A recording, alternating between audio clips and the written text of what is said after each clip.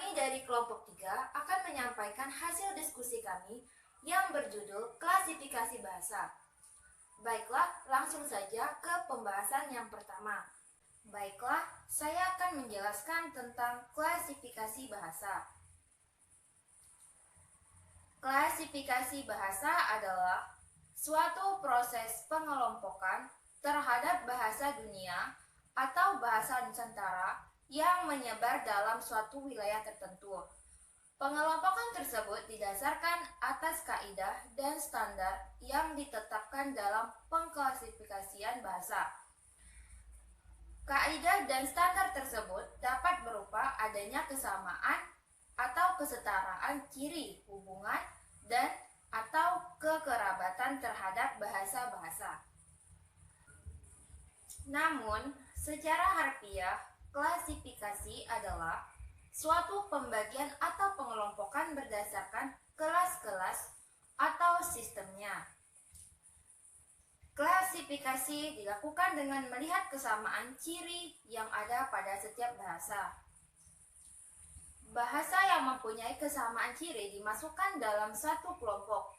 Dalam hal ini tentunya di samping kelompok akan ada subkelompok atau sub-subkelompok yang lebih kecil. Anggota dalam kelompok tentu lebih banyak daripada anggota dalam subkelompok. Begitu juga anggota dalam subkelompok tertentu lebih banyak daripada anggota dalam sub-subkelompok. Baiklah, yang selanjutnya ialah menurut Greenberg 1957, suatu klasifikasi yang baik harus memenuhi persyaratan, yaitu non-arbitrer, yang kedua eksotik, dan yang ketiga unik. Secara umum, bahasa-bahasa diklasifikasikan dengan 4 cara, yakni klasifikasi berdasarkan genetis, klasifikasi berdasarkan tipologis, klasifikasi berdasarkan areal, dan klasifikasi berdasarkan sosiolinguistik. Baiklah, cukup sekian penyampaian dari saya. Selanjutnya akan disampaikan oleh Jumiatun Hasanah. Baiklah, saya Jumiatun Hasanah akan menjelaskan tentang klasifikasi genetis. Klasifikasi genetis atau dikenal dengan klasifikasi genealogis dilakukan berdasarkan garis keturunan bahasa-bahasa itu. Artinya, suatu bahasa berasal atau diturunkan dari bahasa yang lebih tua. Menurut teori klasifikasi genetis ini, suatu bahasa proto atau bahasa tua atau bahasa semula akan pecah dan menurunkan 2 bahasa atau lebih. Kemudian, pecahan bahasa ini akan menurunkan lagi bahasa-bahasa lain. Lalu, bahasa-bahasa lain akan menurunkan kembali bahasa-bahasa berikutnya. Keadaan sebuah bahasa menjadi sejumlah bahasa dengan ranting-ranting dan cabang-cabangnya memberi gambaran seperti batang pohon terbalik. Oleh karena itu, penemu teori ini yaitu A. Schleicher tahun 1866 menamakan teori ini teori batang pohon. Sejauh ini, hasil klasifikasi yang telah dilakukan dan banyak diterima orang, ada 11 rumpun bahasa, dan masing-masing rumpun bahasa memiliki sub-sub rumpun masing-masing. Ke-11 rumpun itu adalah: yang pertama, rumpun Indo-Eropa; yang kedua, rumpun Hamito-Semit; yang ketiga, rumpun Carinil; yang keempat, rumpun Drapida; yang kelima, rumpun Austronesia; yang keenam, rumpun Caucasus; yang ketujuh, Pino-Ugris; yang kedelapan, Paleo-Asiatis; yang kesembilan, Ural-Altai; yang ke-10, Sino-Tibet; dan yang ke-11, bahasa-bahasa India. Klasifikasi genetis ini menunjukkan bahwa perkembangan bahasa-bahasa di dunia bersifat divergensif, yakni memecah dan menyebar menjadi banyak. Tetapi, pada masa mendatang, karena sistem politik dan teknologi komunikasi yang semakin canggih, akan ada kemungkinan perkembangan konvergensif akan mungkin terjadi. Perkembangan bahasa yang konvergensif akan mungkin dapat terjadi pada masa mendatang. Akan ada bahasa-bahasa yang mati karena ditinggalkan para penuturnya, karena para penuturnya beralih menggunakan bahasa lain yang dianggapnya lebih menguntungkan. Assalamualaikum warahmatullahi wabarakatuh. Perkenalkan, nama saya Andresita. Saya dari kelompok 3 yang menjelaskan mengenai klasifikasi bahasa. Jadi di sini seperti yang telah teman-teman dengarkan bahwa pengklasifikasian bahasa itu terbagi menjadi 4, yaitu yang pertama klasifikasi genetis, yang kedua tipologis, yang ketiga areal, dan yang keempat sosiolinguistik. Pada kesempatan kali ini saya akan membahas mengenai klasifikasi bahasa tipologis, yang dimana klasifikasi bahasa tipologis itu merupakan proses pengelompokan bahasa berdasarkan kesamaan tipe yang terdapat dalam suatu bahasa. Nah, selain itu, klasifikasi tipologis merupakan pengelompokan atau pengklasifikasian bahasa berdasarkan unsur-unsur tertentu yang terdapat dalam bahasa. Unsur-unsur tersebut dapat berupa bunyi, kata, frase, kalimat, morfem, dan lain-lain. Menurut Mahsyanur pada tahun 2019 pada halaman 33, yaitu ia mengelompokkan jenis klasifikasi berdasarkan tipologis ke dalam 5 aspek, yaitu yang pertama aspek fonologis, yang kedua morfologis, sintaksis, semantik, dan silsilah. Klasifikasi pada tataran morfologi yang telah dilakukan pada abad 19 secara garis besar dapat dibagi menjadi 3 kelompok. Kelompok pertama yaitu bahasa yang semata-mata menggunakan bentuk bahasa sebagai dasar klasifikasinya.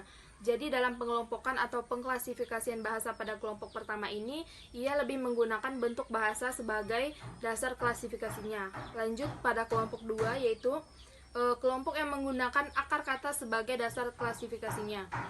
Apabila kelompok 1 menggunakan bentuk bahasa sebagai dasarnya, maka pada kelompok 2 ini ia lebih menggunakan akar kata sebagai dasar klasifikasinya. Yang terakhir yaitu kelompok 3 adalah kelompok yang menggunakan bentuk sintaksis sebagai dasar klasifikasi. Menurut Agung Prasetyo pada tahun 2016, beberapa aliran pengelompokan bahasa berdasarkan klasifikasi tipologis, yaitu yang pertama berdasarkan morfologis, yang dijelaskan oleh Frederick memilah bahasa dalam 3 kelompok, yaitu yang pertama bahasa isolatif, yang kedua bahasa berafiks, dan yang terakhir yaitu bahasa berfleksi. Selanjutnya, klasifikasi tipologis berdasarkan akar kata. Menurut Franz, memilah bahasa menjadi 3 kelompok, yaitu yang pertama bahasa monosilabe, yang kedua komposisi atau penggabungan, dan yang ketiga adalah bahasa disilabis. Di sini saya akan menjelaskan sedikit materi dari kelompok kami, yaitu klasifikasi areal. Nah, klasifikasi areal ini dimaksud yaitu proses pengelompokan dengan cara mencari atau karena adanya hubungan timbal balik antara suatu bahasa dengan bahasa yang lainnya. Nah, mengapa dikatakan hubungan timbal balik? Hubungan timbal balik yaitu adanya kesamaan wilayah atau areal terhadap bahasa yang diklasifikasi tanpa memperhatikan adanya kekerabatan secara genetik maupun tidak genetik. Nah, dalam klasifikasi areal ini terdapat 3 sifat yang ada. Nah, yang pertama itu arbitraire. Mengapa dikatakan sifatnya arbitraire? Karena adanya pengaruh timbal balik, namun dia ini tidak terbatas terhadap hubungan antara bahasa-bahasa dalam suatu wilayah tersebut. Dia itu tidak terbatas atau sewenang-wenang. Nah, karena dikatakan arbitraire. Nah, yang sifat klasifikasi area yang kedua yaitu bersifat non-ekaustik. Mengapa dikatakan tersebut? Karena masih banyak bahasa-bahasa di dunia ini yang masih bersifat tertutup, dalam arti belum menerima unsur-unsur yang ada di luar.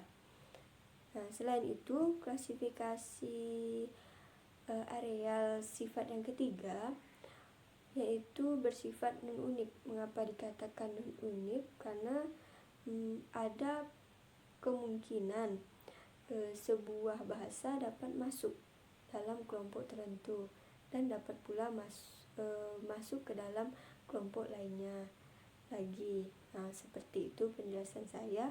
Kurang lebihnya saya mohon maaf. Terima kasih. Lara, di sini saya akan menjelaskan materi tentang klasifikasi sosiolinguistik. Klasifikasi sosiolinguistik adalah pengelompokan berdasarkan pemakaian bahasa di masyarakat. Hal tersebut dilakukan dengan cara mencari hubungan antara bahasa dengan berbagai faktor yang terdapat dari berlaku dalam masyarakat.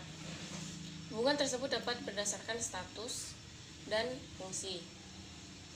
Klasifikasi sosiolinguistik artinya pengelompokan tidak terbatas pada struktur internal bahasa saja, tetapi juga berdasarkan pada faktor sejarah bahasa. Katanya dengan sistem linguistik lain dan pewarisan bahasa itu. Menurut Nandang Sarip Hidayat 203 sampai dengan 204, sosiolinguistik bahasa adalah sebagai alat komunikasi yang tujuannya adalah untuk mengekspresikan tujuan dan maksud yang ada dalam pikiran.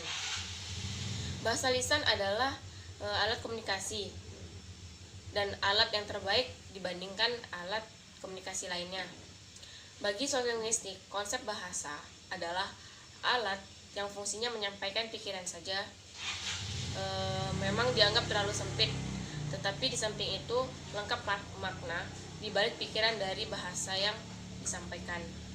Klasifikasi sosiolinguistik ini bukan satu-satunya klasifikasi sosiolinguistik, sebab kita bisa mempersoalkan bagaimana misalnya keadaan dan status bahasa-bahasa yang ada di Indonesia dan di beberapa negara-negara di kawasan Asia yang begitu kompleks. Di Indonesia selain ada di kawasan Asia yang begitu kompleks, di Indonesia bahasa Indonesia yang menjadi bahasa resmi, bahasa standar, bahasa nasional, bahasa persatuan dan bahasa kesatuan. Masih terdapat bahasa daerah yang juga bisa menjadi bersifat resmi pada situasi yang bersifat kedaerahan. Sekian materi yang saya sampaikan. Terima kasih. Berdasarkan penyampaian materi kelompok kami tentang klasifikasi bahasa, dapat disimpulkan bahwa klasifikasi bahasa adalah suatu proses pengelompokan terhadap bahasa dunia atau bahasa Nusantara yang menyebar dalam suatu wilayah tertentu. Pada klasifikasi bahasa terbagi lagi menjadi 4 bagian, yaitu pertama, klasifikasi genetis adalah klasifikasi berdasarkan garis keturunan bahasa-bahasa itu. Yang kedua, klasifikasi tipologis adalah klasifikasi berdasarkan kesamaan tipe atau tipe-tipe yang terdapat pada sejumlah bahasa. Yang ketiga, klasifikasi areal adalah klasifikasi berdasarkan adanya hubungan timbal balik antara bahasa di dalam suatu wilayah. Yang keempat, klasifikasi sosiolinguistik adalah klasifikasi berdasarkan hubungan antara bahasa dengan faktor-faktor yang berlaku dalam masyarakat. Cukup sekian penyampaian dari kelompok 3. Semoga apa yang telah kami sampaikan dapat bermanfaat. Kurang dan lebihnya kami mohon maaf. Wabillahi taufiq wal hidayah. Wassalamualaikum warahmatullahi wabarakatuh.